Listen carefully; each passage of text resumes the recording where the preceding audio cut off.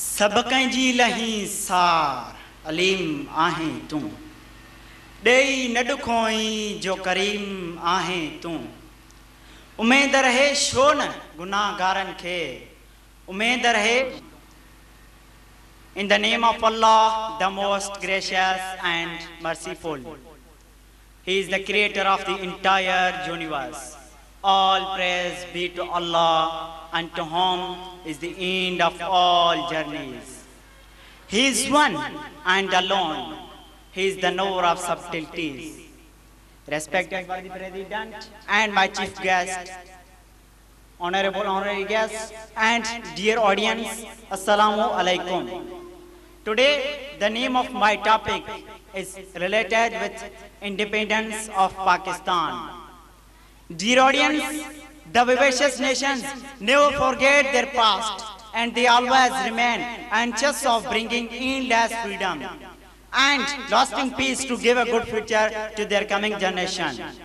And in order to achieve such objective, they become united, and the conclusion of unity has always been positive.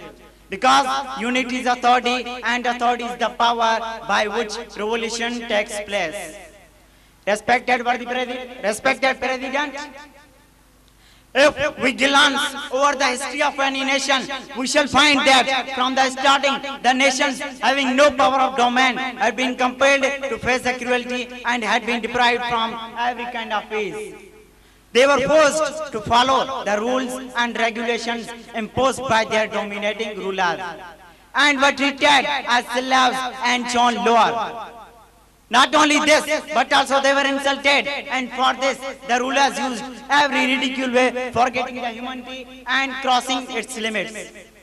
Dear audience, same kind of conditions were with our Pakistani nation before the independence of Pakistan. At that time, the British rulers had a vast domination almost on half of the world. They dominated for so many years on several nations along with Pakistani nation. But when Muslims of the subcontinent wanted to be separate and demanded for their separate state and started a struggle, then a play of blood started, and the British rulers enforced a rule, catch and kill for the Muslims of the subcontinent. But Muslims did not care it, because they had waken up from the bed of slavery and determined to rip it up.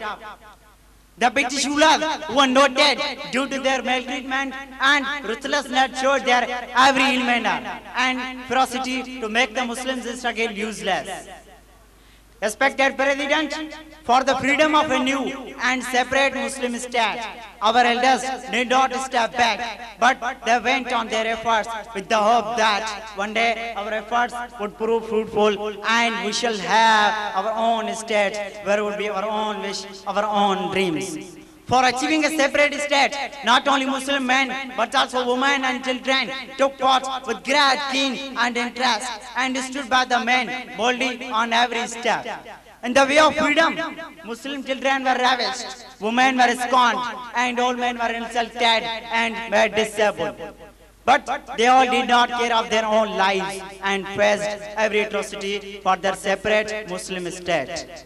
At last, all the efforts of Muslims proved useful, and Pakistan came into being on the greatest day, 14th August 1947. And last, before taking my seat, I would say some lines in Urdu. जहाँ तुझ पे फिदा पाक वतन करते रहेंगे, जहाँ तुझ पे फिदा पाक वतन करते रहेंगे, चलनी तेरी उल्फत में बदन करते रहेंगे। धरती से हमें प्यार है, धरती से हमें प्यार, हम हुब्बे वतन करते रहेंगे, जहाँ तुझ पे फिदा पाक वतन करते रहेंगे। Now let me permission, अस्सलाम वालेकुम, खुदा हाफ़िज़।